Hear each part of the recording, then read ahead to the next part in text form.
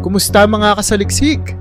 Ang kakayahan ng Philippine Navy na bumuo ng sarili nitong mga barkong pandigma ay tila hindi na imposibleng mangyari. Sa katunayan, posibleng maisakatuparan ito sa susunod na taon habang pinaplano ng Philippine Navy na makipag-ugnayan sa mga dayuhang tagagawa ng barko upang makakuha ng mga karagdagang multi-mission vessels, kabilang na ang mga barkong pandigma at submarino bilang bahagi ng pangmatagalang programa ng modernisasyon. Samantala, isang lokal na kumpanya ang nagnanais na makibahagi sa gastusin ng bansa para sa mga yamang pangdepensa sa dagat. Gayunpaman, inamin nito na ang ambisyosong plano ay hindi magiging madali dahil sa kakulangan sa karanasan at napatunayang kakayahan sa pisikal na paggawa ng mga barkong pandigma. Bagamat may mga hamon, malaki ang potensyal ng Pilipinas sa paggawa ng mga barko. Meron itong mga medium-sized hanggang large-sized na shipyards na maaaring magamit sa lokal na paggawa ng mga barko. Ang pangunahing kulang ay ang karanasan at track record upang makabuo ng mga barkong pandigma.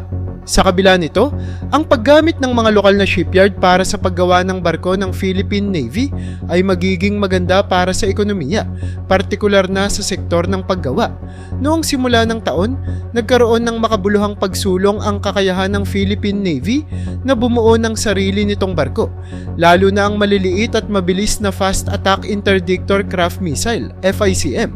Nakamit ito matapos ipasa ng Israeli Shipyards Limited ang mga dokumento at susi ng bagong kinumpuning shipyard na ngayon ay pag-aari ng Philippine Navy.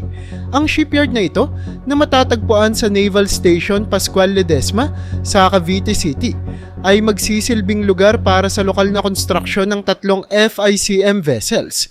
Ang mga barkong ito ay magiging bahagi ng fleet ng Philippine Navy Aero-class patrol gunboats.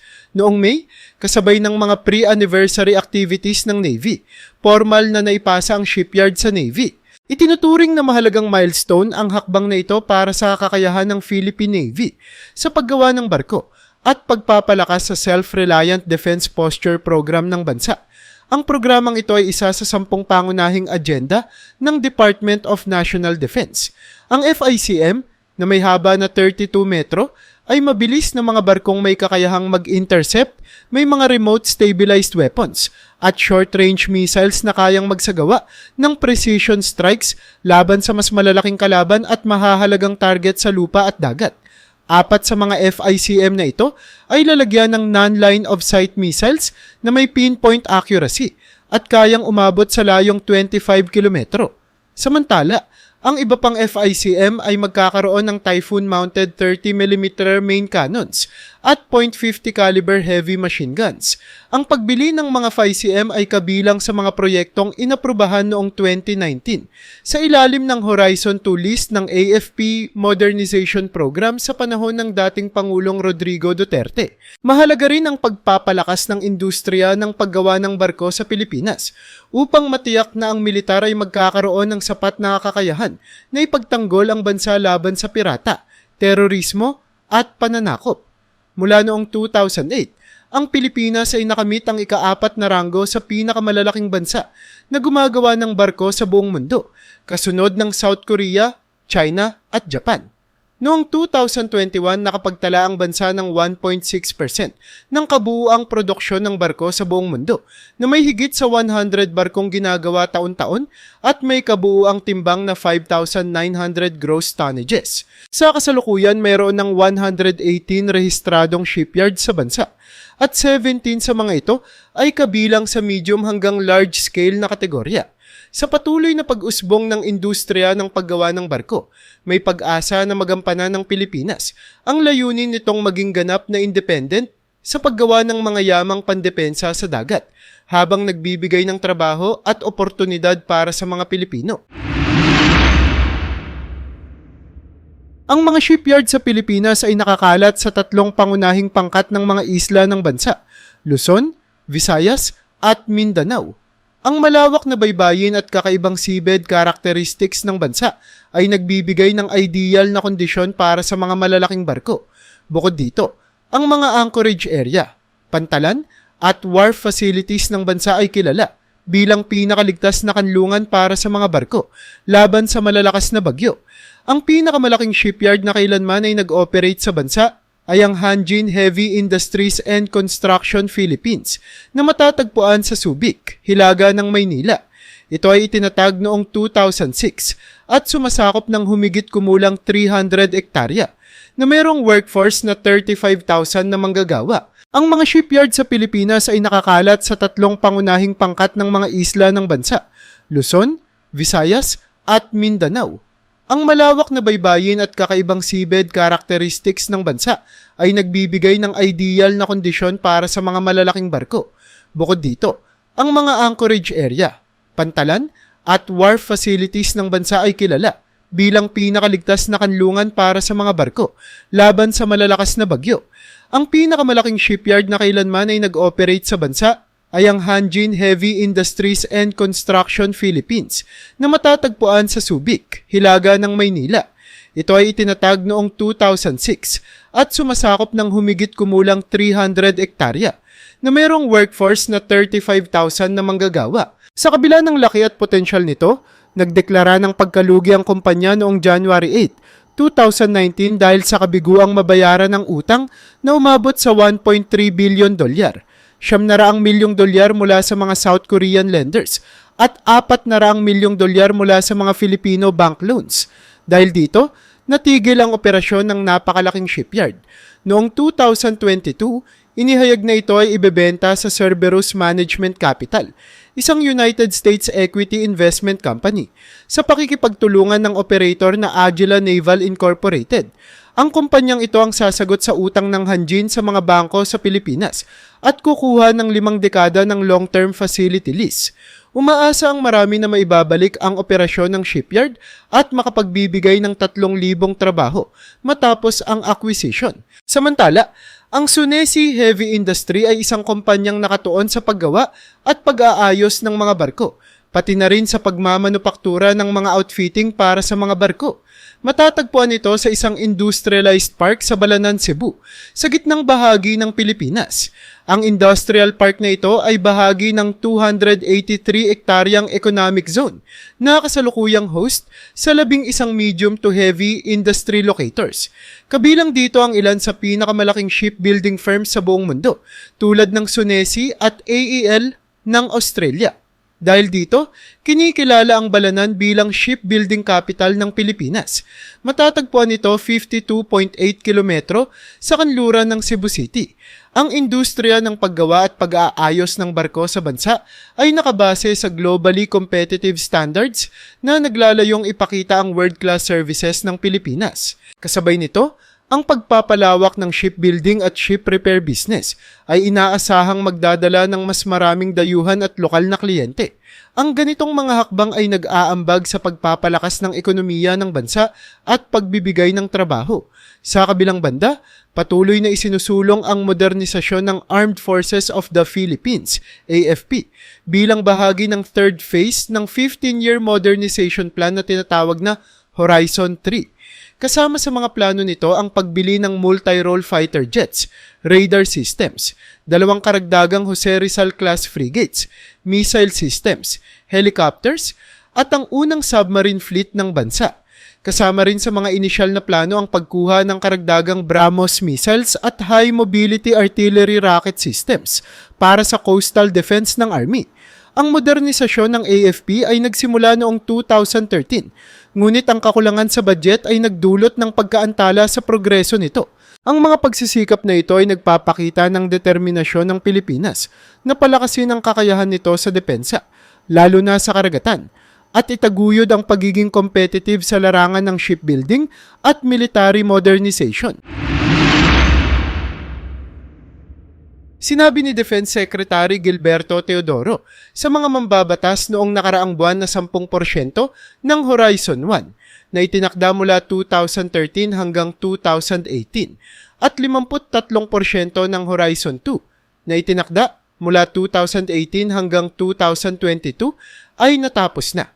Gayunpaman, bilang tugon sa mga naganap na sagupaan sa pagitan ng China at Pilipinas nitong mga nakaraang linggo. Pinabilis ng Manila ang mga plano nito sa pagbili ng mga kagamitan. Inilaan ng lehislatura ang 45 bilyong piso para sa gastusing depensa sa 2024. Nagpahayag din ang mga senador ng suporta sa pag-aproba ng karagdagang pondo para sa intelligence at pagbili ng kagamitan na kaugnay ng mga operasyon sa South China Sea. Noong nakaraang linggo, inutusan ng Department of National Defense ang pagbili ng tatlong CRT-JJ-30 Super Hercules Tactical Airlifters na ide-deliver sa 2026, ayon sa balita mula sa Lockheed Martin.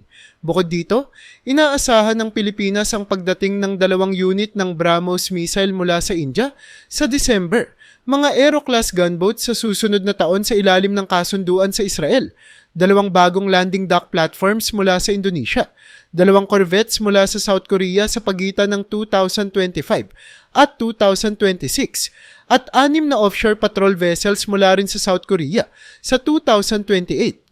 Ang Horizon 3 ay nangangailangan ng 500 bilyong piso na ipapamahagi sa susunod na 6 na taon.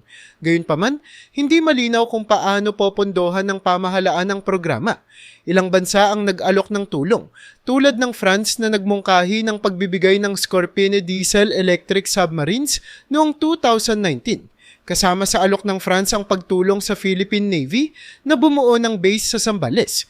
Bukod sa France, nagbigay rin ng alok ang Spain para sa 2 S-80 class submarines sa halagang $1.7 billion at ang South Korea ay nag-update ng alok nitong 2 Jangbogo 3 diesel-electric submarines nitong nakaraang buwan. Bagamat hindi pa inilalabas ng Philippine military ang final na plano para sa Horizon 3, ayon kay General Romeo Bronner, mas kaunti ngunit mas makapangyarihang kagamitan at plataporma ang magiging focus nito. Ang mga material ay tutugma sa forward defense strategy ng bansa, kung saan itutulak ang mga banta sa hanggat maaari ay malalayong lugar. Layunin ng military na mabilis na maipakalat ang fighter jets at iba pang kagamitan matapos ang mga ulat ng sagupaan sa mga barko ng China, batay sa bagong territorial defense strategy ng bansa na inilabas noong nakaraang linggo. Bibigyan ng partikular na pansin ng Pilipinas ang mga isla na inaangkin nito, kabilang ang West Philippine Sea Group of Islands na bahagi ng continental shelf ng Pilipinas. Ayon kay General Bronner, ang mga pagbabago sa modernisasyon ay nakatuon sa proteksyon ng mga teritoryo ng bansa sa South China Sea, partikular na sa Feitou Island, kilala sa Pilipinas bilang Pag-asa Island. Ang isla ay tirahan ng mahigit 400 Pilipino at isa sa mga pinag-aagawang isla sa South China Sea. Samantala, bumisita ang delegasyon mula sa Department of National Defense sa 2 pangunahing tagagawa ng defense equipment sa South Korea upang mapabilis ang ongoing modernization program ng Armed Forces of the Philippines, AFP. Ang Hanwha Ocean ay nag-alok ng kanilang Jangbogo-class submarine para sa proposed submarine project ng AFP sa ilalim ng Horizon 3. Ang proyektong ito ay may planong budget na 110 bilyong piso at nakatuon sa pagbili ng 2 modernong diesel-electric submarines. Ang desisyon ng Pilipinas na bumili ng kauna-unahang submarino ay bunga ng tumitinding agresyon ng China sa West Philippine Sea. Habang patuloy ang tensyon sa South China Sea, inihanda na ng bansa ang sarili nitong maiden submarine acquisition.